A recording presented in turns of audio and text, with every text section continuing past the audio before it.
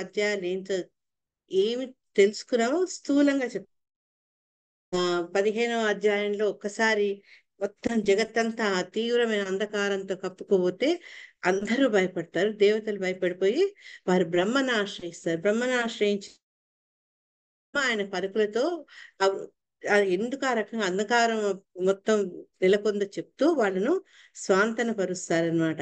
స్వాంతన పరిచి ఈ ఈ సందర్భంలో జయ విజయుల వృత్తాంతము, తర్వాత నలుగురు కుమారులు వైకుంఠానికి రావడము, వైకుంఠం యొక్క చక్కటి అద్భుతమైన వర్ణన, వైకుంఠ వాసుల యొక్క విశిష్టత అని చెప్పుకుంటూ ఎవరు వైకుంఠ లోకాలని దర్శించలేరో అది కూడా చెప్పేట వైకుంఠాన్ని దర్శించాలంటే మనకు ఉండాల్సిన క్వాలిఫికేషన్స్ కూడా బ్రహ్మగారు చెప్తారన్నమాట. బ్రహ్మ ద్వారా మనకు చెప్పబడుతుంది. తర్వాత జయ విజయులు ఈ నలుగురు కుమారులను అడ్డగించినప్పుడు వాళ్ళు కోపించి వాళ్ళు ఏం చేస్తారంటే శపించారు అనమాట. ఇవి కుమారులు ఆపవడంగానే వాళ్ళు దానికి ప్రతిస్పందించి వాళ్ళను శపిస్తారు. వాళ్ళ శాపానికి ఏ రకంగా ద్వారపాలకులు రియాక్ట్ అంటే ప్రతిస్పందించారు. వాళ్ళు ఏమని కోరుకున్నారంటే, సరే బ్రాహ్మణ దోషం చేసినప్పటికీ మీకు ఆగ్రహానికి మేము పాత్రమైనప్పుడు ఒక్క వరం ఇవ్వండి, మేము ఎటువంటి పరిస్థితుల్లో కూడా ఎప్పుడు స్వామిని మేము తలుచుకోవాలి, స్వామిని తలుచుకుని మాయ మా మీద ప్రభావం ఉండకూడదని అడుగుతారనమాట.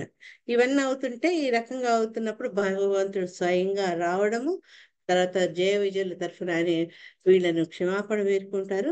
తర్వాత ఏంటంటే ఎప్పుడైతే భగవంతుడు స్వయంగా నడిచొచ్చారో జ్ఞానులైనటువంటి ఈ నలుగురు కుమారుల్లో భక్తి అనేది చిగురిస్తుంది అనమాట. ఆ భక్తి వాళ్ళు భక్తులుగా మారుతారు, జ్ఞానం నుంచి భక్తులుగా మారుతారు అనమాట. అయి ఎప్పుడైతే భక్తి కలిగిందో వాళ్ళలో ఒక్కసారి భగవంతుని వాళ్ళు శరణు వేడి వాళ్ళ తప్పిదాన్ని వాళ్ళు క్షమాపణ కోరుకుంటారనమాట. కోరుకుంటూ వాళ్ళు ఏమని అడుగుతారు అంటే 3 ఆ అభయాల్ని లేకుంటే 3 ఆశ్వాసనలు భగవంతుడి నుంచి కుమారులు అడుగుతారనమాట. వాళ్ళు ఏం చెప్తారంటే, మా మనసు ఎప్పుడూ నీ సేవలోనే ఉండాలి, మేము ఎప్పుడు ఏది పలికినా అది నీ గురించే పలకాలి, తర్వాత మేము ఏది విన్నా ఈ చెవులతో అది నీ గురించిన నీ సంబంధించిన విషయాలే, నిత్యం భాగవత సేవ, ఆ భాగవత శ్రవణమే మేము చేయాలి. ఈ 3 వరాలు అనుకోండి, ఆశ్వాసనే అనుకోండి, వాళ్ళు భగవంతుడిని అడుగుతారు. 16వ అధ్యాయంలో ఏంటంటే భగవంతుడు అదే ఇంతకుముందు అనుకుంటే క్షమాపణ చెప్తూ చెప్తూ బ్రాహ్మణులు అంటే తనకి ఎందుకు ఎక్కువ అభిమానమో చెప్తూ ఆ బ్రాహ్మణుల యొక్క గొప్పతనాన్ని చెప్తారనమాట, పొగుడతారు. ఇవన్నీ వినేటప్పటికి ఒక్కసారికి కుమారరాజుకి కన్ఫ్యూజ్ వస్తుంది. స్వామి మనల్ని నేను చేసిన పనిని ఆమోదిస్తున్నారా లేకపోతే ఖండిస్తున్నారా అది తెలుసుకోలేని అయోమయ పరిస్థితిలో కొంత ఉంటారనమాట వాళ్ళు. ఈ రకంగా భగవంతునితో వాళ్ళు వార్తాలాపన చేస్తున్నప్పుడు ఆయన ఏంటంటే వాళ్ళకి అనయించి ఆఖరికి వాళ్ళ తప్పిదాన్ని తెలుసుకునేటట్టుగా చేస్తారనమాట. నేను చాలా సంక్షిప్తంగా చెప్తున్నా దీన్ని. ఈ తర్వాత కుమారులు వెళ్ళిపోతారు. వెళ్ళిపోయినప్పుడు ఒక్క విషయాన్ని మనం గుర్తుంచుకోవాలి. మన ఆచార్యులు ఏం చెప్తారంటే వాళ్ళు ఇంకా వైకుంఠంలోకి అడుగు పెట్టలేదు. ఎందుకంటే స్వామి అక్కడ దర్శనం ఇచ్చాడు. ఇవన్నీ జరగడం కారణంగా కూడా వాళ్ళు ఆ పూర్తి జ్ఞాన మార్గంలో ఉన్నవాళ్ళు కాబట్టి ముందుగా వాళ్ళకు వైకుంఠంలో అడుగు పెట్టే అవకాశం లభించలేదు. కానీ భగవంతుడి కృప వల్ల వాళ్ళకు భగవత్ దర్శనమై జ్ఞానం నుంచి వాళ్ళు భక్తి మార్గంలోకి వెళ్ళారనమాట. అది మనం గుర్తుంచుకోవాలి. ఈ జయ విజయులు ఏంటంటే జయ విజయులకు వాళ్ళతోటి అన్వయంగా మాట్లాడి తర్వాత వాళ్ళను ఈ రకంగా 3 జన్మలు ఆయనతో శత్రుత్వం వహించి ఆ తర్వాత తిరిగి వాళ్ళ స్వస్థానానికి అంటే వైకుంఠానికి వస్తారని చెప్పి ఆశ్వాసన ఇస్తారు. అదే సమయంలో ఏమవుతుందంటే ఈ జయ విజయుల యొక్క శక్తి క్షీణించిపోయి వాళ్ళు ఒక్కసారి ఆ వైకుంఠ లోకాల నుంచి వెళ్ళి దితి గర్భంలో కశ్యపముని వీర్యం ద్వారా ప్రవేశిస్తారనమాట. ఈ రకంగా కుమారుల పరిస్థితి ఆ రకంగా ఉంటుంది. తర్వాత జయ విజయులు వాళ్ళు ఈ రకమైనటువంటి జన్మను పొందడం జరుగుతుంది అనమాట. ఇవన్నీ చెప్తూ చెప్తూ బ్రహ్మ ఏం చెప్తారంటే చాలా క్లుప్తంగా ఆ వీళ్ళు అడిగిన ప్రశ్న కంటే మాకు ఈ కష్టాలు ఎప్పుడు తీరుతాయి అన్నదానికి ఆయన చక్కటి జవాబు చెప్తూ భగవంతుడి ద్వారానే మనకు ఇటువంటి కష్టాలు తీరుతాయని చెప్తూ భగవంతుని యొక్క గొప్పతనాన్ని చక్కగా కొన్ని పాయింట్స్ చెప్పారు. ఒకటి ఏంటంటే అతను త్రియధీశుడు, మూడు గుణాలకు అతను అధీశుడు. తర్వాత ఈ సృష్టి స్థితి లయకు కారకుడు ఆయన. తర్వాత అందరిలో పురాణ పురుషుడు భగవంతుడు. తర్వాత ఆయన యొక్క మాయలు, అందుకే యోగ మాయ అంటే భగవంతుని యొక్క మాయలు ఎవ్వరికి అర్థం కాదు. ఆయన యోగేశ్వరులకే యోగేశ్వరుడు అనమాట. ఇటువంటి వ్యక్తి గురించి ఆయన ఎప్పుడు వస్తాడు, మనల్ని ఎప్పుడు కాపాడుతాడు, ఏం చేస్తాడని ఆలోచించడం అనవసరము. పూర్తిగా భగవంతుడి మీదే మనము ఆధారపడి ఆయన కరుణ కోసం వేచి ఉందామని చెప్తారనమాట. చెప్పిన తర్వాత నెక్స్ట్ ఏమవుతుంది అనేది 17వ అధ్యాయంలో నేర్చుకుందాం. 17, 18, 19 మూడు చిన్న చిన్న అధ్యాయాలు. మూడిట్లో కూడా మనము తెలుసుకునేది ఏంటంటే హిరణ్యకశిపు హిరణ్యాక్షుల యొక్క జన్మ, తర్వాత హిరణ్యాక్షుడి యొక్క ప్రవర్తన, తర్వాత అతను అందరితో కయ్యానికి కాలు తోవడము, వరుణుడి దగ్గర పోయి అతన్ని కవ్వించడము, ఆఖరికి భగవంతుడితో పోరాటం. అంటే ఫస్టే హీరో ఎంటర్ కారు. ముందు ఇక్కడంతా ఈ విలస్ ఇవన్నీ మనకు కనిపిస్తుంటాయి అనమాట, ఈ దురాగతాలని. హిరణ్యాక్షుడు ఈ రకంగా అన్ని జగత్తులో బాధలు కలిగిస్తాడు అతని యొక్క విపరీతమైన శక్తి వల్ల. అదంతా చర్చిస్తూ తర్వాత స్వామి ఆయన వరాహ అవతారంగా వచ్చి హిరణ్యాక్ష వధ చేస్తారు. మనము ఇదే 3వ స్కందంలో 13వ అధ్యాయంలో అప్పుడు ఈ శ్వేతవరాహము తర్వాత నీలవరాహం వీటి యొక్క ప్రస్తావన వచ్చింది, కానీ దానికి సంబంధించిన వివరణ అంతా మనకు ఈ అధ్యాయాల్లో వస్తుంది. సో చిన్న చిన్న అధ్యాయాలు 3 కలిసినట్టు 17, 18, 19 భగవంతుడు అనుకూలిస్తే తొందరగా చదువుకుందాం. సో ఇంతకుముందు మనం చెప్పుకున్నట్టు ఈ అధ్యాయం పేరు విశ్వపు సమస్త దిక్కులను హిరణ్యాక్షుడు జయించడం. ఒక్కటే కాదు, నలుమూలల ఈ సమస్త విశ్వాన్ని అతని యొక్క శక్తి వల్ల జయించాడనమాట. ఈ చాప్టర్లు మొత్తము 31 శ్లోకాలే ఉన్నాయి. 31 శ్లోకాల్లో కూడా 1 నుంచి 15 అంటే దాదాపు సగం శ్లోకాలు ఈ యొక్క అతి శక్తివంతులైన ఇద్దరు దానవుల జననం వల్ల ఎటువంటి దుశ్శకునాలు అందరికీ గోచరమయ్యాయి అనే విషయాన్ని తెలుపుతాయి అన్నమాట. 15 నుంచి 19 శ్లోకాలు ఏంటంటే ఈ ఇద్దరు ఎవరైతే ఆ దానవులు జన్మించారో వాళ్ళు పెరుగుతుంటే ఏ రకంగా ఉండింది అనే విషయం చెప్తారు. 20 నుంచి 26 శ్లోకాల్లో ఈ హిరణ్యాక్షుడు మొత్తం విశ్వంలో నలుదిక్కులు ఏ రకంగా ఆక్రమించుకున్నాడు అతని యొక్క అపరిమితమైన శక్తి ద్వారా అనే విషయాన్ని తెలిపితే, 27 నుంచి 31 శ్లోకాల్లో చెప్పాను కదా, వరుణుడి దగ్గరికి వెళ్తాడు. కొందరికి చాలా శక్తి ఉంది అనుకోండి, వాళ్ళు యువతలో ఉన్న దగ్గర పోతారు, కయ్యానికి కాళ్ళు దూకుతుంటారు. ఈ హిరణ్యాక్షుడు కూడా అదే రకంగా వరుణుడి దగ్గరికి వెళ్ళి అతన్ని యుద్ధానికి ఆహ్వానిస్తాడు. ఆ యొక్క సంభాషణ మనకు 27 నుంచి 31 శ్లోకాల్లో వర్ణించడం జరిగింది. ఆ తర్వాత వచ్చేది నెక్స్ట్ అధ్యాయం 18వ అధ్యాయంలో తెలుసుకుందాం. సో ఈరోజు చాప్టర్లో ఫస్ట్ మనం బ్రహ్మ ద్వారా ఎప్పుడైతే ఆశ్వాసన కలుగుతుందో దేవతలందరూ ఏం చేస్తారు, నిశ్చింతగా వాళ్ళ ప్రదేశాలకు వెళ్తారు. దాని గురించి మైత్రేయుడు చెప్పడం మొదలు పెడతారనమాట. మైత్రేయుడు ఎవరితో మాట్లాడుతున్నాడు మాతాజీ, ఎవరికైనా గుర్తుందా? మళ్ళీ ఒక్కసారి బ్యాక్ వెళ్తే మైత్రేయుడు ఎవరు ఎస్ మాతాజీ, థ్యాంక్ యూ. మైత్రేయుడు విధుల యొక్క సంభాషణ అన్నమాట. మైత్రేయుడు చెప్తున్నాడు, నిశమ్యాత్మభువా గీతం కారణం శంకయోగ్జితాః తతః సర్వేణ్యవర్తంత దివాయాదివౌకసః.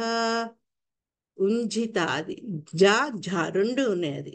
ఓకే మాతాజీలు ఎవరైనా చదవండి.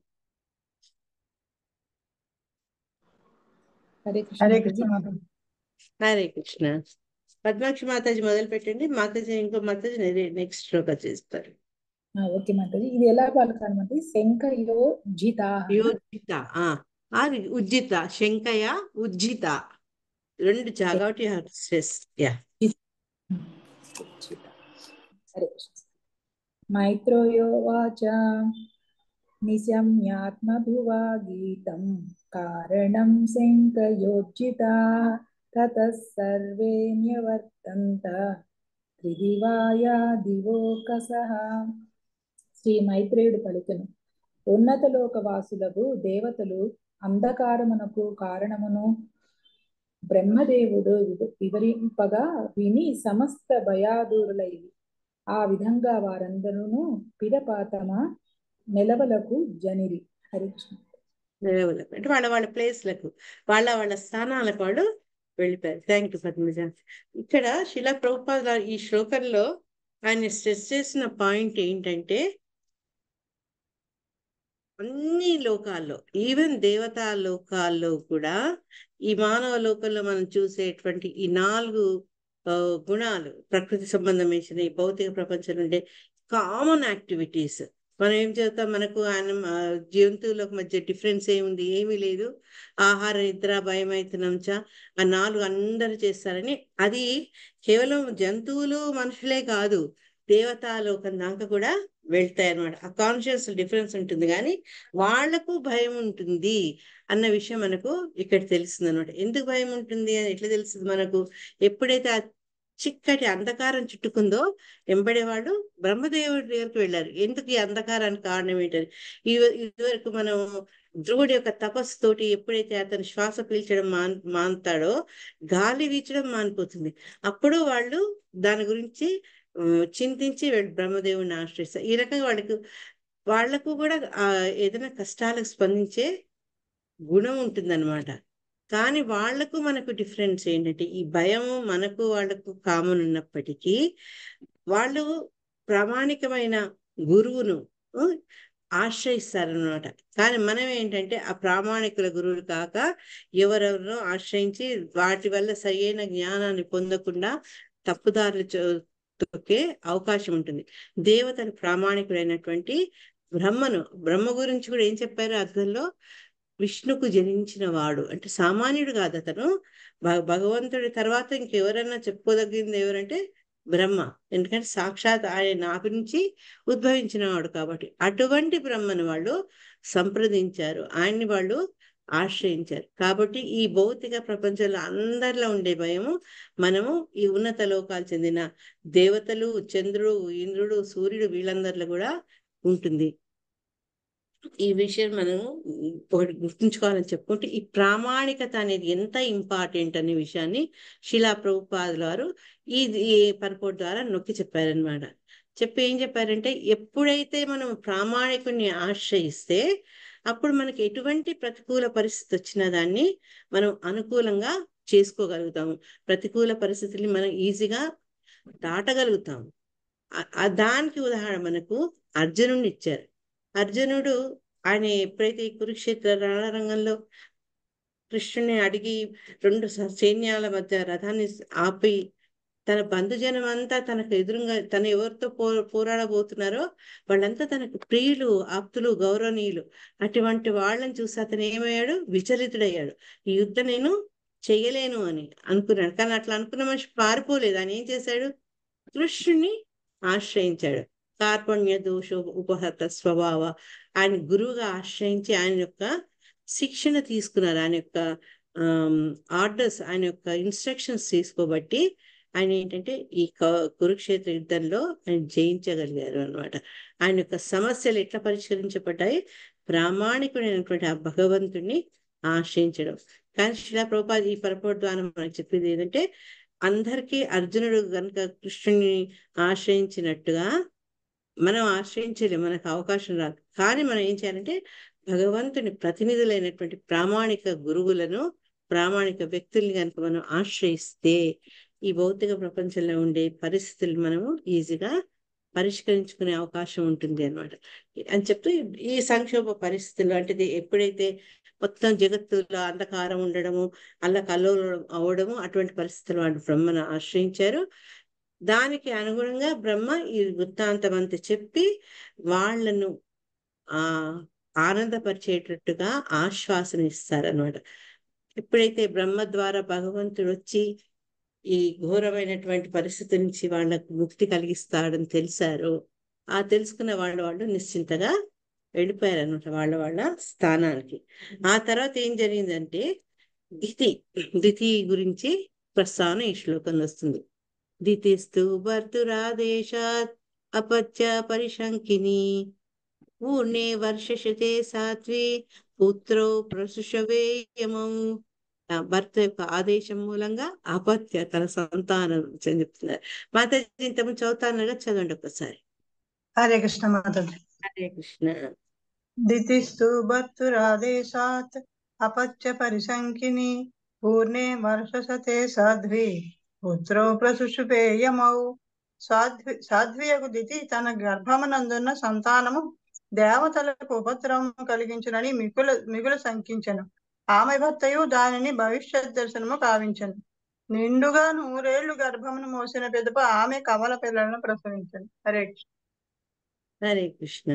అంటే దితికి తన భర్త ద్వారా తెలిసింది తనకు పుట్టబోయే సంతానం వల్ల అందరూ కష్టపడతారు, వాళ్ళందరికీ ఉపద్రవాలు కలుగుతాయి అని తెలుసు. కాబట్టి భవిష్యత్తును తెలుసుకొని రసరాణి మాత చెప్పారు, ఆ ఆపద నుంచి ఇంకొన్నాళ్ళు తప్పించాలనుకుంటూ ఆవిడ నిండా 100 ఏళ్ళ గర్భాన్ని దాలుస్తుంది అనమాట.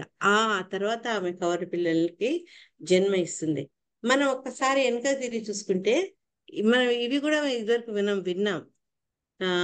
అట్లా ఎవరు ఎక్కువ రోజులు గర్భాన్ని మోసిన వాళ్ళ గురించి మీకు ఎవరికైనా పేర్లు గుర్తున్నాయా? 1-2 పేర్లు చెప్తారా? మనం చదువుకున్నాం. సుఖదేవ గోస్వామి మాతాజీ. సుఖదేవ్ గోస్వామి. ఇంకా గాంధార్ అనుకుంటాను మాతాజీ. Yes, perfect Mataji, Gandhari. గాంధారి ఏంటంటే 2 సంవత్సరాల గర్భాన్ని భరిస్తుంది.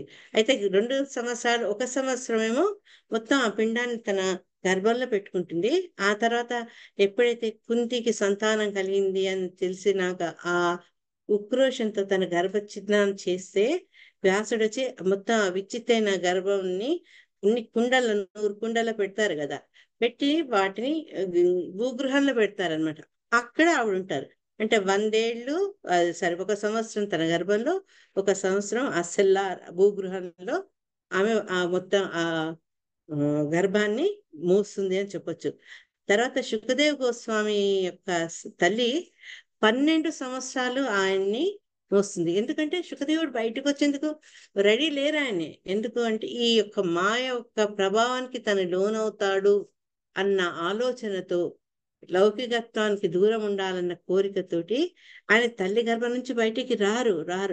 ఆఖరికి వ్యాసదేవుడు ఆయనకు ఆశ్వాసనిచ్చి నీ మీద భౌతికత్వపు ప్రభావం ఉండదు అనేది ఎప్పుడైతే చెప్తారో అప్పుడు ఆయన్ని గర్భం నుంచి బయటికి వస్తారనమాట. ఇంకొకటి, మన శ్రీ వైష్ణవ పరంపరలో నమ్మాళ్ళవారు అని ఉన్నారనమాట. ఆ నమ్మాళ్ళవారు గారు ఏంటంటే తల్లి గర్భంలో అన్నేళ్ళు సంవత్సరాలు లేరు ఆయనే. కానీ పుట్టిన తర్వాత ఆయన కళ్ళు తెరిచి చూడలేదు, పాలు తాగలేదు, ఎవరితో మాట్లాడలేదు. ఆయన ఏం చేశారంటే అప్పుడు తల్లిదండ్రులు ఇద్దరు చాలా దిగులు పడతారు. అయ్యో ఈ సంతానం కలిగిన సంతానం ఏమవుతుంది, ఈ అబ్బాయికి ఎట్లా అని బాధపడుతుంది. వాళ్ళు తిరుగుతూ ఈ ఇప్పుడు నవ తిరుపతిగా ఉందన్నమాట పేరుగాంచిన ప్రదేశాలు. నవ తిరుపతిలో ఒక కురూరు అనే ప్రాంతానికి వెళ్ళినప్పుడు ఇక్కడ ఏం చేస్తారంటే ఆయనే గబగబ పాకుంటూ ఒక చింత చెట్టు తొర్రలోకి దూరుతాడు. ఇక్కడ ఆయన్ని 16 ఏళ్ళు ఒక సమాధి స్థితిలో ఉంటారనమాట. అదే రకంగా దితి ఏం చేస్తుంది, 100 సంవత్సరాల ఆ గర్భాన్ని మోస్తుంది. తనకు తెలుసు వీడు పుట్టిన తను ఎవరైతే సంతానం కావాలి అని భర్తెంబడిపడి ఆ రకంగా సంతానాన్ని పొందినా ఆ పుట్టబోయే సంతానం వాళ్ళందరికీ కష్టం ఉంటుంది. కాబట్టి పాపం ఆవిడ 100 ఏళ్ళు మోసిన తర్వాత వాళ్ళకు జన్మ ఇస్తుంది. వాళ్ళు జన్మించినప్పుడు ఎటువంటి సూచనలు కనిపించాయి, ఎటువంటి సంకేతాలు వచ్చాయి, దాని గురించి మనకు వరుసగా శ్లోకాల్లో అదే చర్చ ఉంటుంది. ఈ ప్రకృతి వైపరీత్యాలు చాలా కలుగుతాయి అన్నమాట. ఉత్పాత బహువస్తత్ర నిపేతుర్జాయమానయోః దివి భువ్యంతరిక్షే చ లోకస్యోరుభయావహాః. ఇక్కడ ఏమన్నా దివి భూవి అంతరిక్ష అన్ని చోట్ల. హరే కృష్ణ మాతాజీ, ఎవరినొక్కడు చదవండి. హరే కృష్ణ మాతాజీ ప్రణామాలు.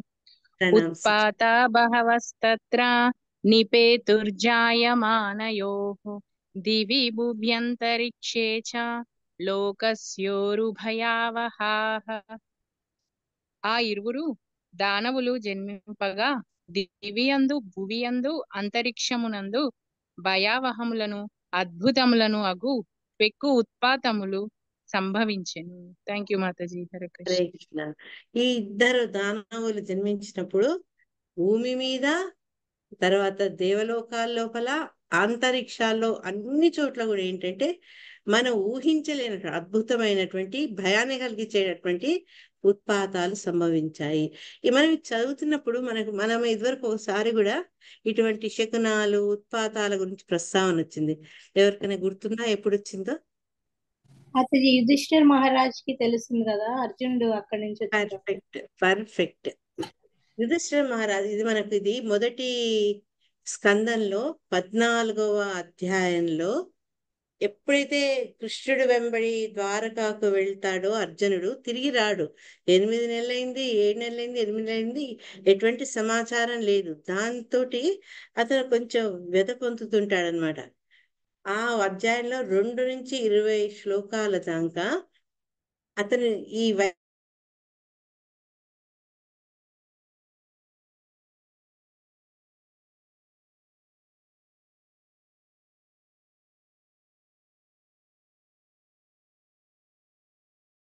దాంట్లో అంటే కొన్ని సేమ్ ఉండకున్నా ఈ ప్రకృతి పరంగా ఇట్లా సంకేతాలు కలుగుతాయి. అవాంఛనీయ సంఘటనలు జరిగితే ఎటువంటి సంకేతాలు ప్రకృతి నుంచి వస్తాయో వాటి గురించి చూస్తే చాలా మటుకు మనకు పోలికలు కనిపిస్తాయి. అదే రకంగా ఎప్పుడైతే భగవంతుని యొక్క జననం జరుగుతుందో అప్పుడు మనకు అన్ని శుభ సూచకాలు. ఈవెన్ చైతన్య మహాప్రభు జన్మించినప్పుడు ఆ రోజు ఈ గ్రహణం ఉండడము, తర్వాత అందరూ నదీ స్నానం దగ్గర వేది భగవంతుని యొక్క నామాన్ని ఎలుగెత్తి చాటడము, ఇవన్నీ అంటే ఆస్పీషియస్ అనమాట మూమెంట్స్. అదే రకం కృష్ణ జననం మన దగ్గరకు వస్తుంది, Janmashtami next month. Krishna book లో కూడా చదువుకున్నాం. అన్ని శుభ సూచకాలు భగవంతుడు ఆవిర్భవించే ముందు. అంటే గొప్ప భక్తులు భగవంతుడి యొక్క అవతారాలు వచ్చే ముందు మనకన్ని శుభ సూచనలు కలిగితే మన ఆచార్యులు ఏం చెప్తారంటే, ఒకటి భగవంతుడి యొక్క ధామానికి వెళ్ళిపోయినప్పుడు ధర్మరాజు ఏ రకంగా ఇటువంటి అశుభ సూచకాలు తెలుసుకొని ఏదో జరిగింది అని అతను ఊహించగలిగాడో, అదే రకంగా అసురులు జన్మించినప్పుడు ఇటువంటి ఉత్పాతాలన్నీ సంభవించి ఈవెన్ ప్రకృతి కూడా భయకంపితయి మనకు సూచనలు ఇస్తుంది అనమాట. ఇక్కడ మనకి ప్రమాదం రాబోతున్నది, రాకూడని వ్యక్తులు ప్రపంచంలో రాబోతున్నారు అని మనకుందే సూచనలు ఇస్తుందట. ఈ ఈ శ్లోకాల్లో చాలా మటుకు అంటే ఏ రకంగా ప్రకృతిలో మనకు సూచనలు కనిపించాయో దాని గురించి ఉంది. 4th శ్లోకాలో సహాచల భువశ్చేరుర్దిశః సర్వా ప్రజ్వలుః పోల్కాశ్చాశనయః పేతు కేతవశ్చార్తి హేతవః. హరే కృష్ణ. హరే కృష్ణ హరే మాతాజీ. కృష్ణ మాతాజీ. ఎస్ మాతాజీ. ఒకళ్ళు చదవండి, తర్వాత ఇంకో శ్లోకం ఇంకోటి చదవండి. మనం ఈరోజు కొంచెం ఎక్కువ చేద్దాం, ఎందుకంటే దీనికి ఎక్కువ పర్పోర్ట్ లేదు.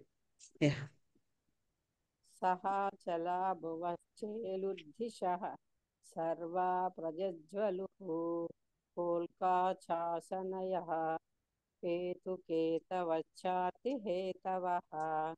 పర్వతములతో సహా ధరణి కంపించెను, దిక్కుల నీరును జ్వలింపసాగింది. తోకచుక్కలు, ఉల్కలు, పిడుగులతో పాటుగా శనిగ్రహము వంటి పెక్కు అమంగళకర గ్రహములు గోచరించను. Thank you Mataji. హరే కృష్ణ. హరే కృష్ణ. శిల ప్రభుపాద భాష్యంలో ఆ 4 లైన్ల భాష్యంలో ఆయన ఎట్లా చెప్పారు, ఏం చెప్పారు మనకంటే, ఏదన్నా లోకంలో ఇట్లాంటి ఉత్పాతాలు సంబంధించాయంటే అక్కడ ఒక దానవుడు జన్మించాడు అన్న విషయం మనకి ఇండికేషన్, అందరు గ్రహించుకోవాలి. కానీ ఇప్పుడు ఏంటంటే అప్పుడు ఎక్కడో చోట అట్లా జరిగేది. ఇప్పుడు ఏంటంటే ఈ దానవుల ప్రవృత్తి గల వాళ్ళ సంఖ్య విపరీతంగా పెరుగుతుంది. కాబట్టి ఈ ఉత్పాతాలు కూడా మనకు ఎక్కువగా కనిపిస్తున్నాయి అని చెప్తున్నారు అనమాట. ఇది ఏంటంటే ఇది ఒక మన మూఢ నమ్మకాలు కాదు, ఇదొక శాస్త్రం. దీన్ని బట్టి మనం తెలుసుకోవాల్సింది ఏంటంటే మన పెద్దవాళ్ళు చెప్పినవి వాళ్ళు ఈ శాస్త్ర ఆధారంగానే చెప్పారు. కానీ మనం కొన్నిసార్లు ఏదైనా చెప్పామనుకోండి, మోడర్న్ వాళ్ళు పుట్టుపడేస్తారు, దానికి దీనికి సంబంధం లేదు, ఇది నీ ఊహాగానమని. కానీ అట్లా ప్రకృతికి విరుద్ధంగా ఏదైనా జరిగింది అంటే దానికి కారణం ఏంటంటే మనలో పెరిగిపోతున్న దానవ ప్రవృత్తి కారణంగా. క్లాసిక్ ఎగ్జాంపుల్ ఏంటి అంటే కరోనా ఎందుకు వచ్చింది? ఆ వ్యాధి అంత ఉప్పెనలాగొచ్చి ప్రపంచంలో ఎంతో మందిని పుట్టబెట్టుకుని ఎందుకు వెళ్ళింది చెప్పండి? మనలో ఉండే మానవ గుణము తగ్గిపోయి దానవత్వం పెరిగి తినకూడని తిని చేయకూడని పనులు చేయడం వల్ల ఆ కరోనా అనేది స్టార్ట్ అయ్యి అది మొత్తం విజృంభించింది కదా. అంతకంటే పెద్ద ఉదాహరణ ఇంకేమీ లేదు మనకు. కాబట్టి అంటే ఈ దానవ ప్రవృత్తి పెరిగినప్పుడు ఇటువంటి ఉత్పాతాలు మనకు లభిస్తాయి, చూసేందుకు అవకాశం వస్తుంది, అటువంటి అవసరం వస్తుంది అని శిలా ప్రభుపాదులు వారు చెప్తూ ఈ భాగవతంలో ఉన్నటువంటి వీటి ద్వారా మనము దాన్ని అర్థం చేసుకోవచ్చు. దాంట్లో సందేహమే లేదు. ఈ రాక్షసత్వం దానవత్వం పెరగడము అవినీతి పెరగడం కారణంగానే మనం ప్రస్తుత పరిస్థితుల్లో ఏవైతే మన పెద్దలు మన పూర్వీకులు చూడలేదో అటువంటి పరిస్థితులని కూడా మనము ఇప్పుడు చూడడం సంభవిస్తుంది. 5వ శ్లోకం. వాయు సుదుస్పర్శః ఫుత్కారానిరయన్ముహుః ఉన్మూలయన్నగపతీన్ వాత్యానీకో రజోధ్వజః. హరే కృష్ణ మాతాజీ.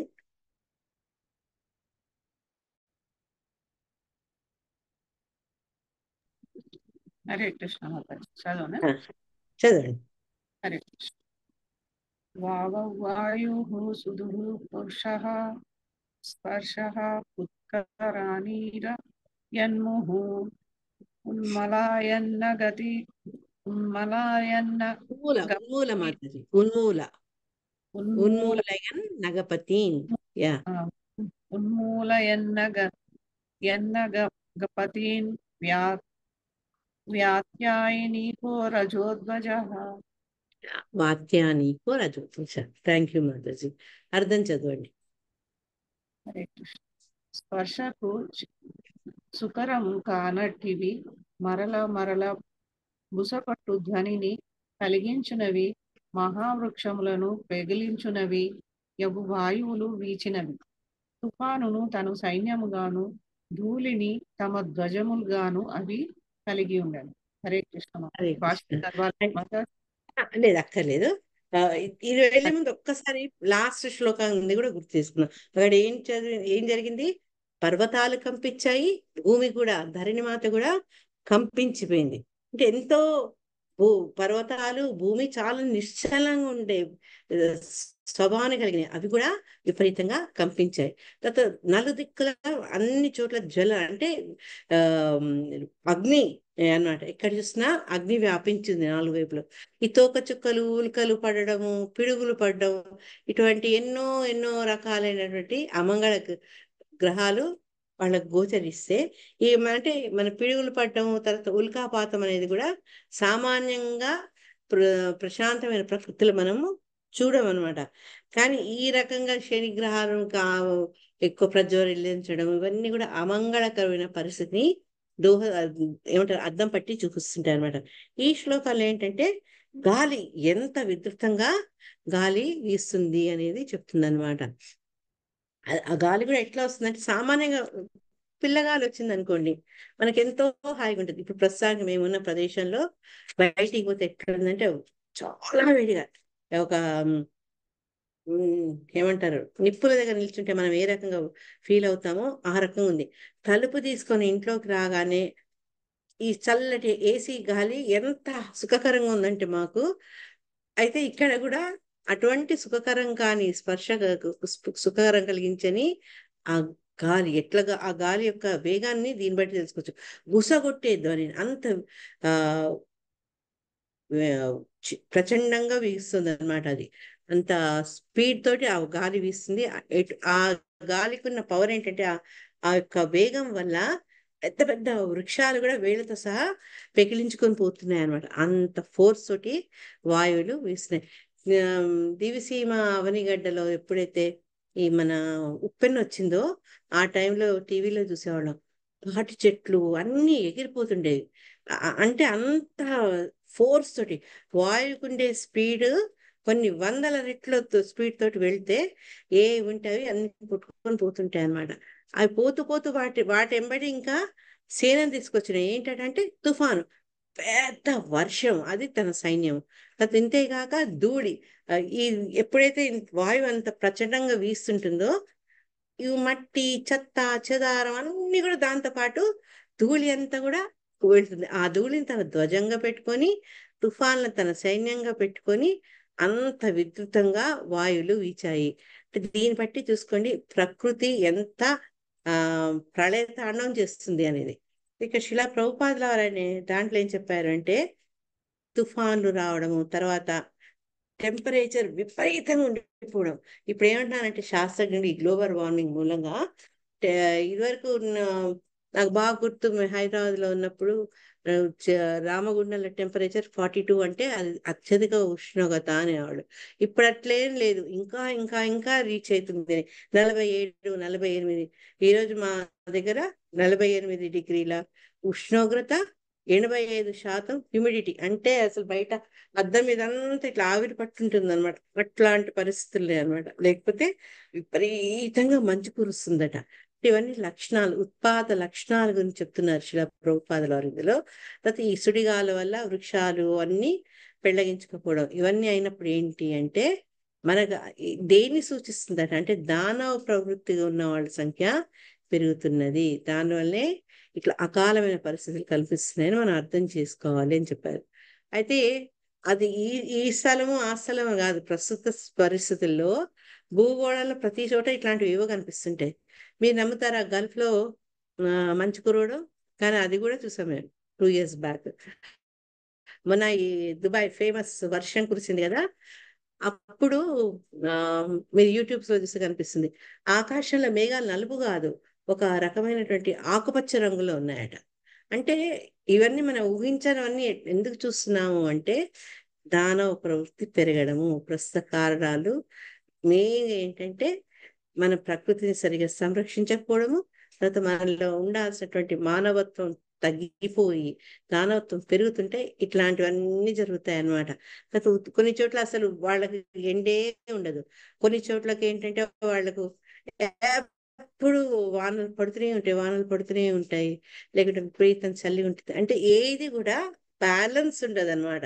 నేచర్ లో అన్ని ఒక శీతోష్ణ స్థితులు అవన్నీ ఒక సమానంగా ఉండకుండా ఉండడం ఎందుకంటే కారణం దానవ ప్రవృత్తి గల ప్రజలు ఆ ప్రదేశాల్లో నిండి ఉన్నాయి.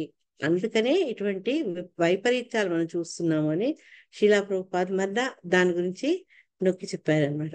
అంటే ఎట్లా వెళ్తుంది ఆ దానవ ప్రవృత్తి అంటే మన భగవద్గీతను భాగవతాన్ని ఆశ్రయించడం, తర్వాత ప్రామాణికమైన గురువులు ఆశ్రయించడం, భక్తి మార్గానికి వెళ్ళడం. దాంతో ఏంటంటే క్రమక్రమంగా మనలో పెరిగినటువంటి దానవ ప్రవృత్తి తగ్గి మళ్ళా పరిస్థితులు మంచిగా అయ్యే అవకాశాలు ఉంటాయి. ఎప్పుడైతే అమెరికాలో ట్విన్ టవర్స్ మీద వీళ్ళ విమానాలతో కూల్చేసేసారు కదా, 9 ఎప్పుడమ్మా అది September 9 విచ్ ఇయర్ నాకు గుర్తులేదు. ఇప్పుడు ఏమైందట అంటే అమెరికాలో అంతకంటే ముందు ఎవరు చర్చిలకు వెళ్ళడం మానేసేసింది. ఈ భౌతిక సుఖాలకు అలవాటు పడిపోయి ఆ ధనం ఉండడం వీటన్నిటితో ఏంటంటే భగవంతుని తలుచుకోవడము, ఇవన్నీ ఇచ్చిన భగవంతుడికి థ్యాంక్స్ చెప్పుకోవడం అనేది వాళ్ళు మర్చిపోయారనమాట. అంటే ఖావోపియో యాష్కరో అటువంటి స్టేజ్కి వచ్చారు. వాళ్ళలో భక్తి, భగవంతుడికి నమస్కరించడం అనే తత్వం తగ్గిపోయింది, ఆస్తికత తగ్గిపోయింది. కానీ ఎప్పుడైతే ఆ సెప్టెంబర్ లో అట్లా జంట వాటిని కూల్చేయబడిందో అమెరికాలో, అప్పుడు వాళ్ళందరికీ వాళ్ళ దేవుడు గుర్తుకొచ్చాడు అనమాట. పోయి ఒక్కసారి చూసుకుంటే చర్చిలకు వెళ్ళే వాళ్ళ సంఖ్య అప్పుడు ఎక్కువైందట. లేకపోతే ఏంటంటే వాళ్లకు చర్చిలకు వెళ్ళిపోయే వాళ్ళ సంఖ్య తగ్గిపోవడము, దాన్ని మెయింటైన్ చేయలేకపోవడము. అందుకే వాటిని అమ్మేయడం శిలా ప్రభుపాద వారి పుణ్యమాని ఎన్నో ఆలయాలు అక్కడ మన ఇస్కాన్ సంస్థలు చర్చిలు కొనుక్కొని వాటిని గుడ్డిగా చేసిన సన్నివేశాలనే. టొరంటోలో అట్లే ఉంది, న్యూయార్క్ లో అట్లా ఉంది, అట్లా ఎన్నో నాకు తెలిసిన 2-3 చెప్తున్నా, అట్లా ఎన్నో చర్చిలు కొని వాళ్ళు వాటిని ఆలయాలుగా మార్చారనమాట. అంటే ఈ ఈ దానవ ప్రవృత్తి తగ్గాలి అంటే మనము కేవలం భగవంతుని ఆశ్రయించాలి, భగవద్భక్తుల్ని అనుసరించాలి. 6వ శ్లోకంలో జస్ట్ నాకు తోచింది అది. ఇక్కడ ఎక్కువ శిల ప్రభుపాద చెప్తుంది ఈ ప్రాబ్లమ్స్ అన్నిటి కారణం దానవ ప్రవృత్తి అని చెప్తున్నారు. ఉద్ద సత్తడి దంభోద ఘటయా నష్ట భాగణే వ్యోమ్ని ప్రవిష్ట తమసా నస్మా వ్యాదృశ్యతే పదం. హరే కృష్ణ హరే మాతాజీ. చదవండి. ఉద్దా సత్తడి దంభో దగటాయ నష్టభాగనే ఓంని ప్రవిష్ట తమసా నస్మా వ్యాదృశ్యతే పదం. శ్రీల ప్రపాదజీ. ఆకాశమందలి తేజోమయములన్నీయును మేఘమండలములచే కప్పబడి పోయెను. వికటాసాసము వలె కొన్ని మార్లు మెరుపులు మెరిసెను. అంధకారమే సర్వత్ర వ్యాపించి ఏదియును కనపడకపోయెను. హరే కృష్ణ మాతాజీ. హరే కృష్ణ. పరిస్థితి ఎంత చక్కగా చెప్తున్నారంటే, ఉత్తసత్ అంటే వికటాసం, గట్టిగా నవ్వుతున్నట్టు అనమాట.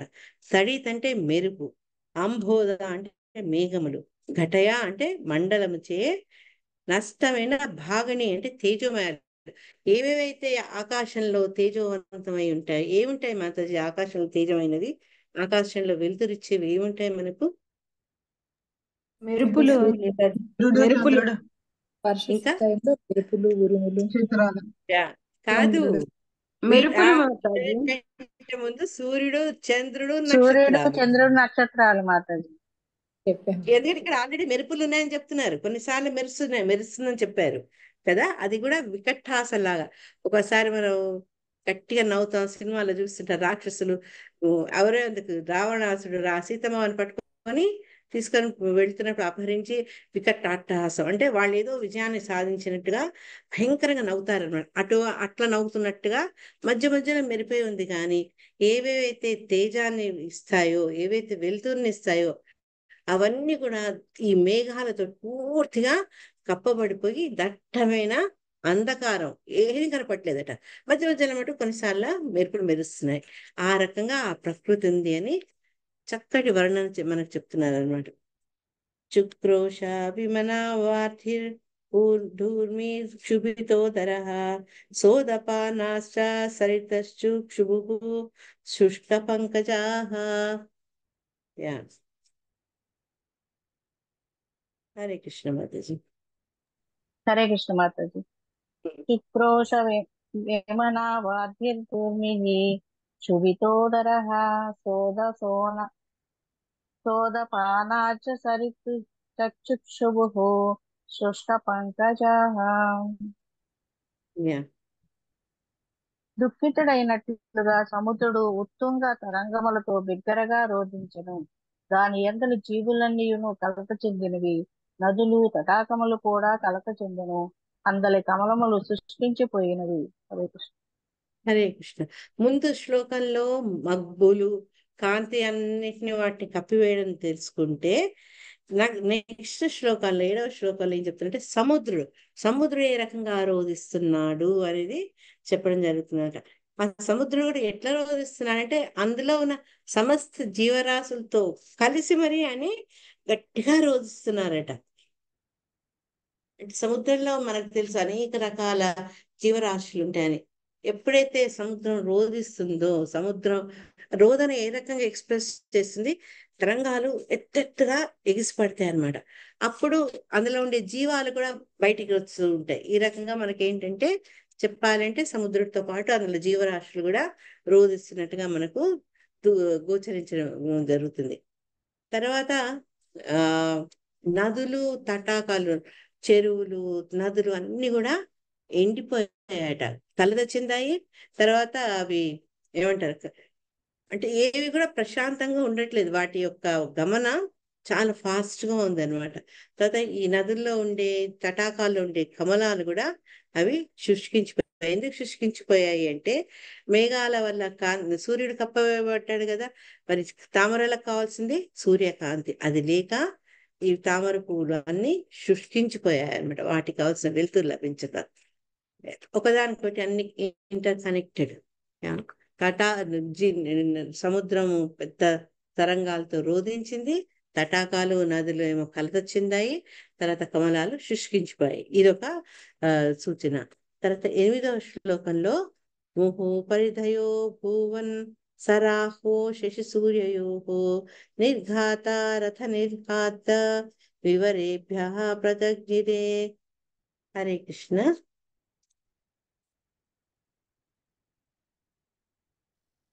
మాతాజీ హరే సార్ కృష్ణ మాతాజీ. ఎవరో చదవండి. చదువుతారేమో మాతాజీ, చదవలేదు. పర్వాలేదు, చెప్పు. హరే హరే కృష్ణ మాత. హరే కృష్ణ, చదవండి సార్. ముహుః పరిధయో అభూవాన్ సరావోః శశి సూర్యయోః నిర్ఘాత సూర్యయోహో నిర్ఘాత రథ నిరహాద ఇవరేభ్యః ప్రజజ్ఞరే. గ్రహణ సమయంలో సూర్యచంద్రులు చుట్టూ మాటి మాటికి మంచు కప్పిన ప్రాంతములు కనిపించెను. మేఘములు లేకుండగానే ఉరుములు వినవచ్చెను. కొండ గుహల నుండి రథచక్రముల గడగడ ధ్వనులు వినిపించెను. హరే కృష్ణ. హరే కృష్ణ. సామాన్యంగా అంటే ఇవన్నీ చూస్తుంటే ఈ గ్రహణ సమయం ఇప్పుడు ఏం మాట్లాడుతుంటే గ్రహణ సమయంలో ఏంటి అంటే ఈ సూర్యచంద్రుల చుట్టూ ఆవరించి వాళ్లకు మంచు కప్పేసిన ప్రాంతాలే కనిపించాయి అన్నమాట. అంటే ఆ మంచు కప్పిన ప్రాంతాలు ఉండడానికి ఏంటంటే ఈ సూర్యచంద్రులు ఆ గ్రహణం నుంచి బయటికి వచ్చి మళ్ళా ప్రజ్వరిల్లే అవకాశాలు కొంచెం తక్కువ ఉంటాయి. తర్వాత మేఘాలు లేకుండానే ఉరుములు ఉరుకుతున్నాయి. సామాన్యంగా మేఘాలు చూస్తే మన ఉరుములు ఎప్పుడు వస్తాయి? ఎప్పుడైతే ఆకాశం మేఘావృతమై ఉంటుందో అప్పుడు ఉరుములు వస్తాయి. కానీ ఇక్కడ మేఘాలు అనేవి లేకుండానే ఉరుముల యొక్క ధ్వని వినిపించిందట. అంతేగాక కొండ గుహాల నుంచి ఏదో రథచక్రాలు అంటే గబగబగా పోతుంటే చప్పుడు చేస్తూ అది అదురుతుంది. అటువంటి ధ్వనులు కొండ గుహల నుంచి వినిపించాయట. మా చిన్నప్పుడు చెప్పేవాడు, ఈ ఉరుగులు వస్తే అర్జునుడి యొక్క రథం పోతుంది, అందుకని అర్జునుడిని తలుచుకోమని చెప్పేవాళ్ళు అనమాట. పార్థ అర్జునాన్ని చదువుకోమని చెప్పేవాళ్ళు. కానీ ఇక్కడ కొండ గుహ నుంచి ఆ రథ చక్రాలు వస్తున్నాయి, ధ్వని వస్తుందట. తర్వాత 9వ శ్లోకంలో ఏం చెప్తున్నారు అంటే ఇక ఈ ప్రకృతి పరంగా ఆకాశము, అగ్ని, వాయువు, నీరు వీటిలలో వచ్చే ఉత్పాతాలు కాక ఇంకెప్పుడు జీవరాశుల్లో జంతువుల ఎటువంటి సూచనలు కనిపిస్తాయి దాని గురించి చెప్తున్నారు. అంతర్గ్రామేషు ముఖతో వమంత్యో వహ్నిముల్ఫణం శృగాలో లూకటం తారైః ప్రణేదుర శివం శివాః. హరే కృష్ణ మాత. చదవాలా మాతాజీ? చదవండి మాతాజీ.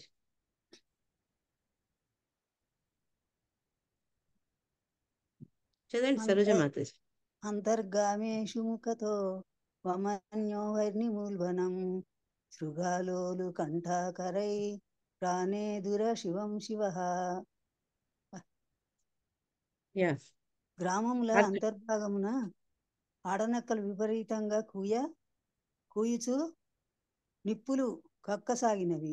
నక్కలు గుడ్లగూపలు సైతము ఏడుపులతో వాటిని జతకూడెను. హరే కృష్ణ మాతాజీ. మాతాజీ చిన్నప్పుడు ఉరిమినప్పుడు అర్జును మా అమ్మమ్మ చెప్తుండే మాతాజీ, అర్జున ప్రార్థన పార్థ కిరీటి అని అంటే అర్జున పలుగున ప్రార్థ కిరీటి అంటే మనం బయటకు వచ్చినట్టు పిడుగు పడదట.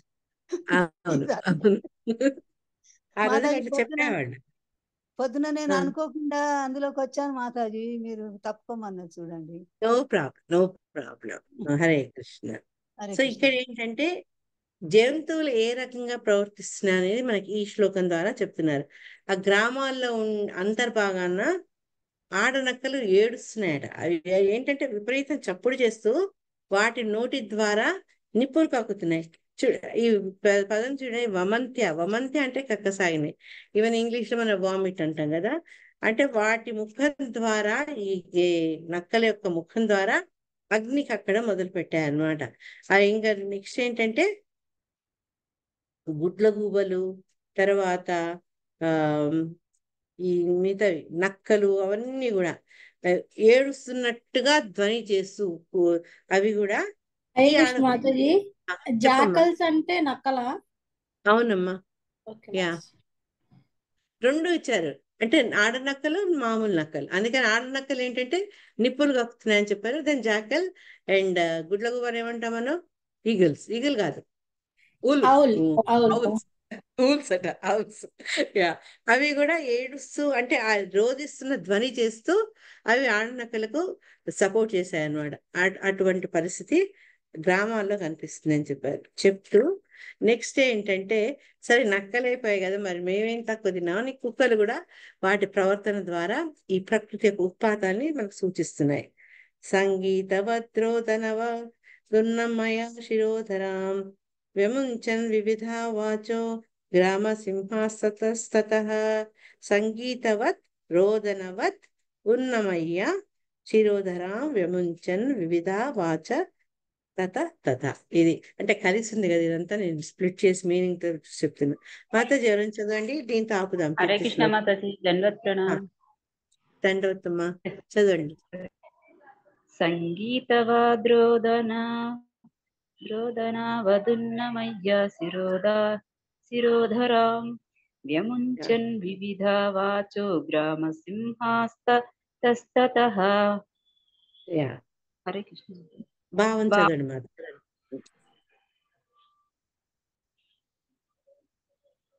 ఎక్కడ కింద ఉండేదా మాతాజీ? కుక్కలు తమ తలలు పైకెత్తి ఒకప్పుడు సంగీతము వలె మరొకప్పుడు రోదనము వలె అచ్చటచ్చట మొరగసాగినవి. హరే కృష్ణ.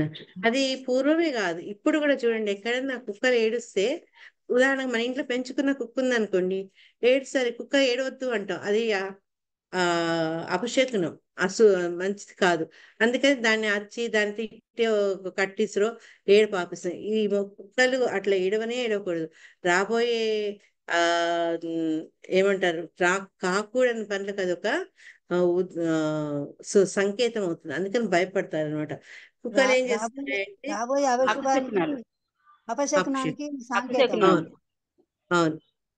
కుక్క ఏడవడం అపశకునం, కానీ రాబోయే విపత్తులకు అదొక సూచకం. అది ఇక్కడ ఇప్పుడు నక్కలేమో నోటి నుంచి అగ్నిని కక్కుతున్నాయి, తర్వాత మొగ నక్కలు, తర్వాత గుడ్లగూబలు అవి రోదిస్తూ ఈ ఆడ నక్కలకు ఏ రకంగా తోడ్పడుతున్నాయో, ఇక కుక్కలు కూడా ఏంటంటే ఆ తల మామూలు కుక్క మురుగుతే తల పైకెత్తి మురుగుతుంది. అదే రకంగా అవి తల పైకెత్తి ఓసారి పాడుతున్నట్టుగా సంగీతం. అది చాలా సాధారణంగా ఇండియాలో అయితే ఈ మధ్య కాలంలో కుక్కల్ని ఎవరు పట్టుకుపోవట్లేదు. మున్సిపాలిటీ వాళ్ళు ఎక్కడ చూసినా గుంపులు గుంపులు చేరి ఈ స్ట్రీట్ డాగ్స్ రాత్రి అవుతున్న కొద్దీ అవి చేసే అది అల్లరి ఇంత అంత కాదు. అవి ఏడుస్తుంటాయి, అరుస్తుంటాయి. తర్వాత ఎక్కడైనా మనకు అంటే శుభకరమైనటువంటి వాతావరణాన్ని అవి డిస్టర్బ్ చేస్తాయి అన్నమాట. ఇవి కూడా కుక్కల ద్వారా కూడా ఈ వీధి వైపరీత్యాలు జరుగుతున్నటువంటి దానికి ఒక సూచన దీని ద్వారా అనిపిస్తున్నాయి. ఈ కుక్కలైపోయి నక్కలైపోయి ఇప్పుడు గాడిదలు కూడా. అమ్మ, ఇంకొక 5 నిమిషాలు టైం ఉందా? మాతాజీ మీరు ఫినిష్ చేయండి. అదే, ఎందుకంటే 14th దాకా ఇవన్నమాట. చెప్పండి మాతాజీ, 14 దాకా తీసుకోండి. 14 దాకా వెళ్ళిపోతే ఇంకా రేపటి నుంచి ఇంకొంచెం డీప్ గా వెళ్ళచ్చు. ఓకే. ఈ కుక్కలు ఏడుస్తూ తర్వాత రోదిస్తూ గానం చేస్తున్నట్టు చేస్తే, గాడిదలు ఏం చేశాయంటే ఖరా అంటే గాడిదలు ఖరాశ్చ కర్కశై క్షత్త కురేఘ్రంతో ధరాతలం కార్కార రభసా మత్తాః పర్యధావన్ వరూథశ. చదవండి మాతాజీరనా. చదివాను మాతాజీ, వేరే వాళ్ళు చదువుతారు. ఇంకా కరైనన్ను ధరాతలం బార్కారరభాసమత్తాః పర్వదావాన్ మరుదశః. థ్యాంక్ యూ మాతాజీ, కొంచెం గట్టి చదవరా. ఓ విదురా, గాడిదలు తమ కర్కశమగు గిట్టలచే నేలను త్రొవ్వుచు వెర్రిగా ఓండ్ర పెట్టుచు గుంపులుగా అటూ నిటూ పరిగెత్తసాగినవి. ఒక్క ఒక్క గాడిద వంట పెడితేనే మనం భరించలేము. ఇక్కడ దృశ్యం ఎట్లా ఉంది? మందలుగా గుంపులుగా పరిగెత్తుతూ కూడా ఏంటి, ఒక పక్క ఏమో ఓండ్ర పెడుతున్నాయి, అరుస్తున్నాయి, ఒక పక్క తమ యొక్క గిట్టలతోటి నేలను తవ్వుతున్నాయి. వీటిని భాష్య ప్రభుపాదుల వారు ఏమంటున్నారంటే, ఆ రకంగా అవి ఎప్పుడైతే ఇటు అటు పరిగెత్తుతున్నాయో నామమాత్రపు ఆనందం, అంటే తమేమో పెద్ద గాయకులమని పర్ఫార్మెన్స్ ఇస్తూ ఆ రకంగా చేస్తూ వాళ్ళు అట్లా తిరుగుతున్నట్టే అది కూడా మానవ జాతికి అపశకునము అని మనం అర్థం చేసుకోవాలి అని చెప్తున్నారు. ఎందుకంటే అవి పాపం చాలా తమ చాలా ఉన్నత స్థాయికి చెందినవి అని ఒక భ్రమలో ఉంటాయట గాడిదలు. ఎందుకంటే అది మోడ్ ఆఫ్ ఇగ్నోరెన్స్. గాడిదను చెప్పాలంటే జంతువుల్లో కూడా ఈ సత్వ రజో తమో గుణాలకు కొన్ని అవి ఏమంటారు, ఉదాహరణలు తీసుకుంటే సత్వగుణంలో మనం ఆవును తీసుకుంటాము, రజోగుణంలో ఏనుగును తీసుకుంటాము. ఎందుకంటే అది ఏనుగును పట్టాలి అంటే ఆడ ఆవును పెట్టి మధ్యలో ఆడ ఏనుగును పెట్టి మధ్యలో గుంత తవ్వితే దానికి అది జ్ఞానం లేకుండా అది వెళ్ళిపోవడము, దాంట్లో పడిపోవడము, దాన్ని పట్టుకోవడం జరుగుతుంది. ఈ రకంగా అవి అట్లుంటే గాడిద ఒకటి, తర్వాత ఒంటె, వీటిని తమస్సు మోడ్ ఆఫ్ ఇగ్నోరెన్స్ అంటారు. ఒంటేమో ఒక ముళ్ళ చెముడు వాటిని తినుకుంటూ ఆ రక్తం కాగుతుంటే అది చాలా టేస్టీగా ఉంది ఆహారం అనుకుంటుంది, తన రక్తాన్ని తను టేస్ట్ చేస్తుందని తెలుసుకోలేదు. అట్లే గాడిదలు ఏంటంటే యజమాని ఇచ్చే కొంత ఆహారం కోసం అవి పాపం నానా పనులు బరువులు ఎత్తి దినరాత్రులు కష్టపడతాయి అన్నమాట. కానీ అవి పాపం చాలా ఎక్కువగా ఊహిస్తాయి. అటువంటి గాడిదలు ఆ రకంగా పరిగెత్తుకుని ఆ రకంగా వంట పెట్టినప్పుడు అది కూడా అపశకునాల్లో ఒకటి అని శిలా ప్రభుపాదుల మళ్ళీ మనకు ఎక్స్ప్లెయిన్ చేస్తున్నారు. 12వ శ్లోకంలో ఏంటంటే ఆ గాడిద అరుపులకు ఏం జరిగింది అని చెప్తున్నారు అనమాట. రుదంతో రాసభత్తస్థ నీడాదు దపతన్ ఖగాహ గోషేరన్యేచ పశవః శక్రున్మూత్రమకుర్వతః. యా, హరే కృష్ణ.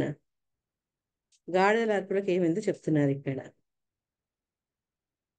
రుదంతో రాసభద్రస్థ నీడాదు తపతన్ ఖగాః ఘోషేరణ్యే చ పశవః శక్రూన్మూత్రమకుర్వత.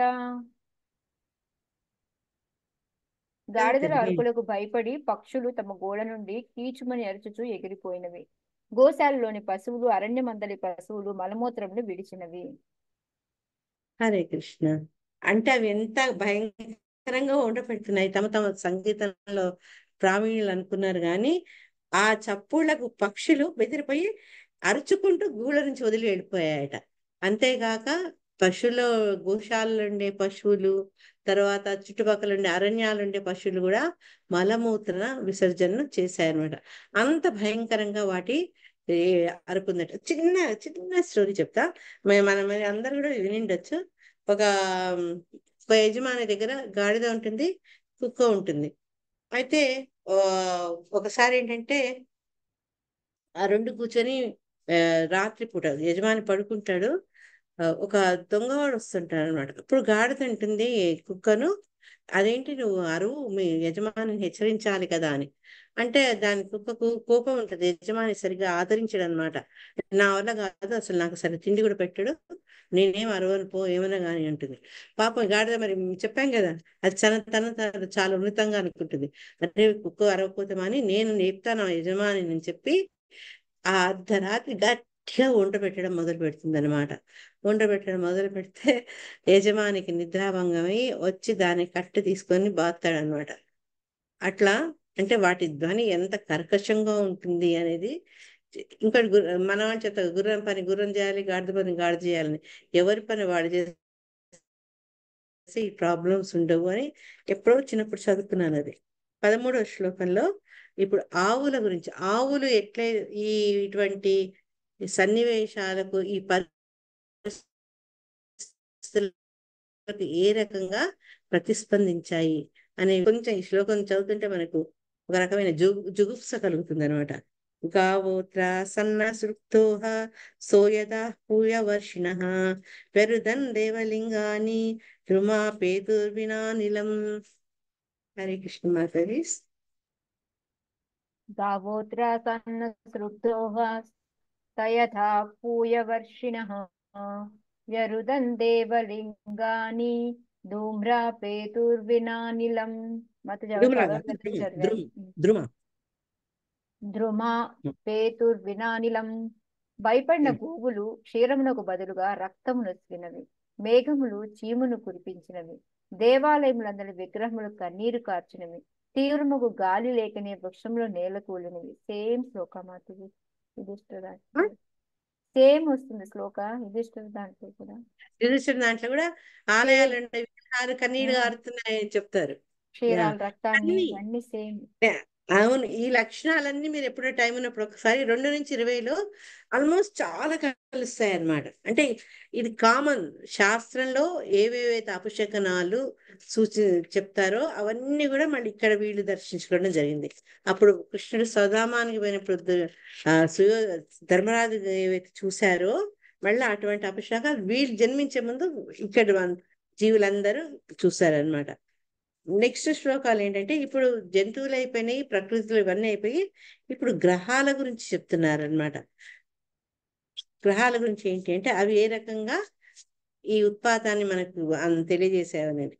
గ్రహాన్ పుణ్యతమానన్యే భగణాంశాపి దీపితాః అతి చేరుర్వక్రగత్యా యూదుశ్చ పరస్పరం. లాస్ట్ శ్లోకాలు కోమల చదువుతావా? హరే కృష్ణ మాతాజీ. గ్రహాన్ పుణ్యాత్మాన్యన్యే అన్యే పుణ్యతమానన్యే. ఒక నిమిషం మాతాజీ, నాకు మొబైల్ కనిపించట్లేదు.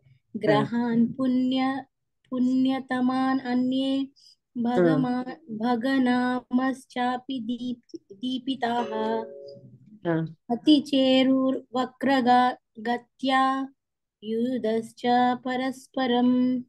యూదుశ్చ పరస్పరం అనువాదం ఇదే కదా మాతాజీ. శ్రీల ప్రభుపాద్. జై శ్రీల ప్రభుపాద్. అంగారకుడు, శని వంటి అశుభ సూచక గ్రహములు తేజోవంతములుగా ఒప్పారి బుధుడు, బృహస్పతి, శుక్రుడు వంటి పుణ్యతమ గ్రహములను మరియు పెక్కు తేజోమయ గ్రహములను అతిశయించెను. వక్రగతిన చనుచున్నట్లుగా గోచరించుచు గ్రహములు పరస్పరము కలహించెను. థ్యాంక్ యూ మాతాజీ, చిన్నగా కనిపిస్తుంది. Thank you. సో ఇక్కడ ఏంటి అంటే ఈ గ్రహాలు సామాన్యంగా మనం చిన్నప్పటి నుంచి నేర్చుకుంటున్నాం. గ్రహాలన్నీ వాటికి నిర్దేశించినటువంటి మార్గంలోనే అవి తిరుగుతూ ఉంటాయి అన్నమాట. గ్రహాలు ఆ గ్రహాలకు ఉంటే ఉపగ్రహాలు మళ్ళీ వాటి నియమితమైన మార్గాల్లోనే తిరుగుతుంటాయి. తర్వాత ఈ గ్రహాల్లో కూడా మన జ్యోతిష్క శాస్త్రం బట్టి కొన్ని గ్రహాలు ఆస్పీషియస్ అంటే పుణ్యతమ గ్రహాలు అయితే, కొన్ని అంత పుణ్యమైనవి కావు అన్నమాట. అవి వాటిని మనకు అశుభాన్ని ఆ గ్రహాలు ఎప్పుడైతే ప్రామినెంట్ గా ఉంటాయో అశుభం జరిగే అవకాశాలు ఉంటాయి అని. అవి ఏంటి అంటే ఈ 2 అన్నమాట. అంగారకుడు, శని అనేది సామాన్యంగా మనకు అంత శుభ సూచకమైనవి కావు. ఏవి శుభ సూచకం అనేది కూడా మనకు ఈ అర్థంలో చెప్తున్నారు. బుధుడు, బృహస్పతి, శుక్రుడు అవేంటి అంటే మర్క్యూరీ, జూపిటర్, వీనస్. ఈ గ్రహాలు మంచివి అన్నమాట, పుణ్య గ్రహాలు. తర్వాత అవి ఏంటంటే చాలా తేజోమయంగా ఉంటాయి. కానీ ఒక్కసారి ఏంటంటే ఏవైతే అశుభకరమైనటువంటి గ్రహాలు అవి వాటి తేజం కంటే ఇంకా తేజంగా అయ్యి ఈ తేజమైన గ్రహాలను డామినేట్ చేసే అతిశయించాయట. అంటే వీటి యొక్క తేజం కంటే వాటి తేజం పెరిగిపోయింది. అవి పవర్ఫుల్ అయ్యాయి అన్నమాట. అశుభ గ్రహాలు చాలా బలమైతూ ఇంకేంటంటే వాటి మార్గంలో ఉండకుండా అపమార్గంలో వక్రగతిలో తిరుగుతున్నట్టుగా కనిపించిందట. కనిపిస్తూ ఒకదానికొకటి కొట్లాడుకుంటున్నాయా అన్న భావన మనలో కలిగించేటట్టుగా ఉంది అని చెప్తున్నారు. శిలా ప్రభుపాద చిన్న భాష్యం ఇచ్చారు దానికి. ఈ సమస్త విశ్వం ఇంతకుముందు నేను చెప్పినట్టు ఏదైనా సరే ఈ సృష్టిలో భగవంతుని ఈ ప్రకృతిలో ప్రతిదీ కూడా ఈ త్రిగుణాలకు అనుగుణంగానే ప్రవర్తిస్తుంది. వస్తాయి అన్నమాట. సత్వగుణంలో ఉండే జీవులు ఇంతకుముందు చెప్పినట్టు అవేంటంటే పుణ్యజాతులు. తర్వాత జీవులు సత్వగుణాలు ఉంటారు కొందరు, తర్వాత పుణ్యజాతులు ఉంటాయి, పుణ్య భూములు ఉంటాయి, ఈవెన్ వృక్షాలు కూడా పుణ్య వృక్షాలు. పుణ్య వృక్షాలు ఏదైనా ఒక్కటి చెప్తారా ఎగ్జాంపుల్? పారిజాతం చెట్టు, మర్రి చెట్టు, రావి చెట్టు, వేప చెట్టు. అశ్వత్థ వృక్షం. తులసి కాదా? మన తులసమ్మ. ఫస్ట్ తులసి చెప్తారు అనుకున్నా నేను. అంటే జనరల్ రావి చెట్టు అనుకున్నారు, కానీ ఆమె విశుద్ధ సత్వం కదా అంటారేమో అని మళ్ళీ సైలెంట్ అయిపోయారు పక్క. మనం ఇంకా మన లెవెల్లో చూస్తే సత్వంలోనే ఆగిపోతాం, విశుద్ధ సత్వంకి వెళ్ళవు. అందుకని ఫస్ట్ చెప్తారు అనుకున్నా. ఎనీవేస్, రావి చెట్టు కూడా అందరు తిని పూజిస్తారు. అయితే ఇవన్నీ కూడా పుణ్య వృక్షాలు. తర్వాత గ్రహాలకు కూడా ఇది అన్వయిస్తుంది అని శిలా ప్రభుపాద చెప్పారు. ఏ రకంగా అయితే ఈ సత్వగుణాల్లో జంతువులు, తర్వాత భూములు, వృక్షాలు ఉంటాయో, గ్రహాల్లో కూడా అట్లా సత్వగుణాలు ఉండే గ్రహాలు ఉంటాయి, తర్వాత రజోగుణాలు ఉండే ఉంటాయి, తమగుణాలు ఉంటాయి అని అనుకుంటున్నాను నేను. ఎక్కువ గ్రహాలు పుణ్యమైన భావించక, చాలా మటుకు గ్రహాలు అవి పవిత్రమైన భావిస్తే, కొన్ని మటుకు పాపమయాలు. దీన్ని మనకి ఇప్పుడు చెప్పారు కదా, శనిగ్రహము అంగారకుడు పాపమయమైనవట. పుణ్యగ్రహాలు ఏంటి అంటే అవి తేజోవంతంగా ఉండి, అవి ఎప్పుడైతే ఆ గ్రహాన్ని మనం దర్శిస్తామో అది మంగళకరంగా ఉంటుంది. కాబట్టి ఈ రెండు గ్రహాలు తేజోమయంగా ఉంటే అది శుభ సూచకం కాదు అని చెప్తున్నారు. అంటే అమంగళకరమైన వాటికి ఆ ప్రామినెన్స్ వస్తే అది మంచిది కాదు అని శిలా ప్రభుపాద వారు తన పర్పోట్లో చెప్పారు. సో ఇప్పటిదాకా మనం ఈ 14 శ్లోకాల్లో ఫస్ట్ శ్లోకంలో ఏమో దేవతలు ప్రామాణికుడైనటువంటి బ్రహ్మను ఆశ్రయించి బ్రహ్మ ద్వారా జరగబోయే విషయానికి సంబంధించిన విషయాన్ని గ్రహించుకొని నిశ్చింతగా వాళ్ళ స్థలాలకు వెళ్ళిపోయారు. సామాన్య ప్రాణుల్లో, జంతువుల్లో ఉన్నటువంటి భయం కూడా మనకు కనిపిస్తుంది. దేవతల్లో ఆహార నిద్ర భయం అవుతుంది. కానీ వాళ్ళ జీవన స్థితి, తర్వాత వాళ్ళ అవసరాలు మానవుల కంటే ఎంతో శ్రేష్టంగా ఉన్నప్పటికీ కూడా ఆ స్థాయిలో కూడా వాళ్ళకు భయం ఉంటుంది. అందుకే ఇంద్రుడు చూడండి, ఎవరైనా తపస్సు ఎక్కువ చేస్తే అతని భయం, తన పదవి పోతుందేమో అని. ఇట్లా అవి వాళ్ళ వల్ల కూడా అవుతుంటాయి. కానీ వాళ్ళు ఏంటంటే ఎప్పుడైనా సరే ఏదైనా విపత్కర పరిస్థితుల్లో ఎవరిని ఆశ్రయించాలో వాళ్ళని ఆశ్రయిస్తారు. కాబట్టి ఆ విపత్కర పరిస్థితి వాళ్ళు బయటపడతారు. కానీ మనం ఏంటంటే కొన్ని ఆ ప్రామాణికుడిని ఆచరించకపోవడం వల్ల, వాళ్ళను ఆశ్రయించకపోవడం వల్ల మనం కష్టాలకు లోనవుతామని చెప్తే, రెండో శ్లోకంలో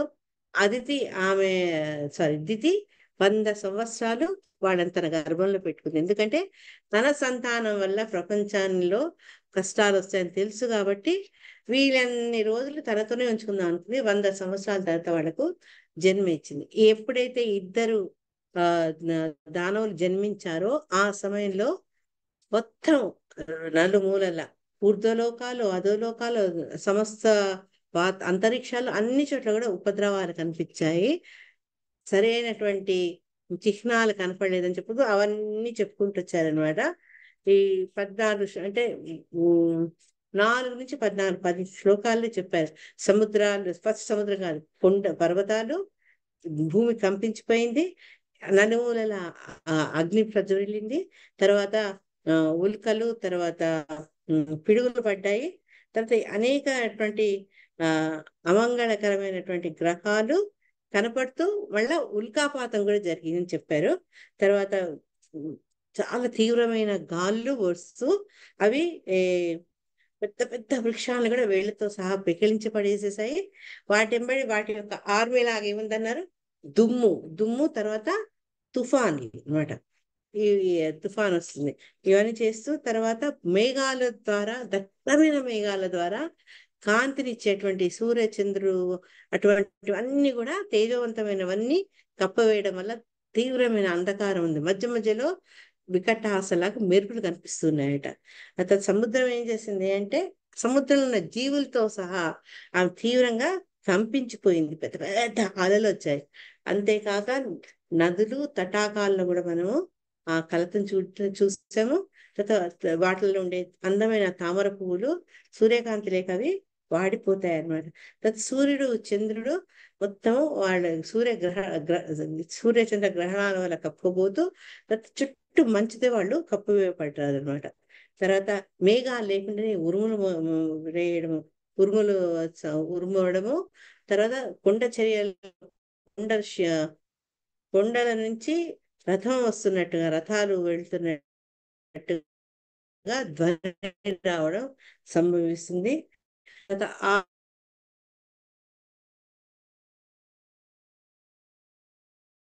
ఆడ నక్కలు అవి రోధిస్తూ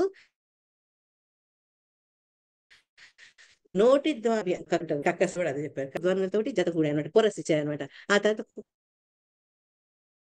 కుక్కలు ఏ రకంగా విరోధిస్తూ ధ్వనులు చేశాయి అది చెప్పుకున్నాం మనము.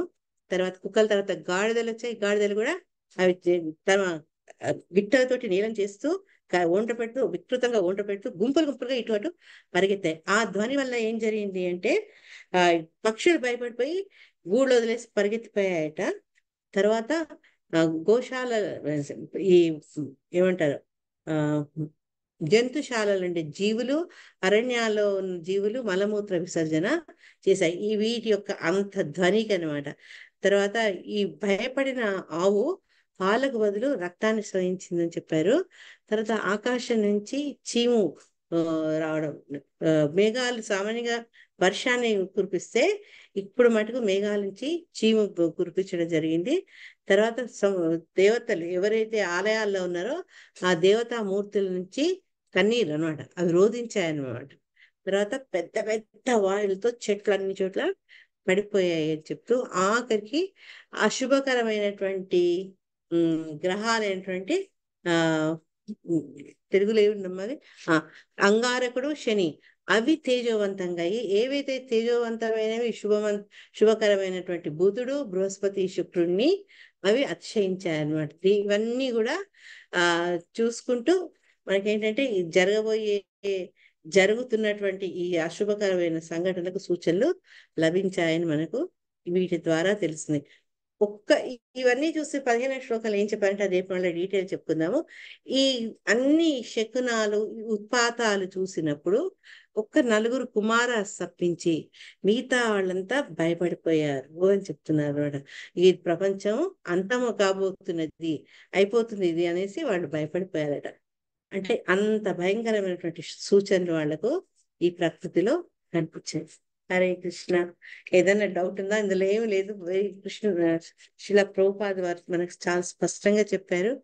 మీరు ఏదైనా చెప్పదలుచుకుంటే, ఏదైనా యాడ్ చేయదలుచుకుంటే చెప్పండి. విశేష మాతజీ రికార్డింగ్ ఆపండి. మరి నువ్వా?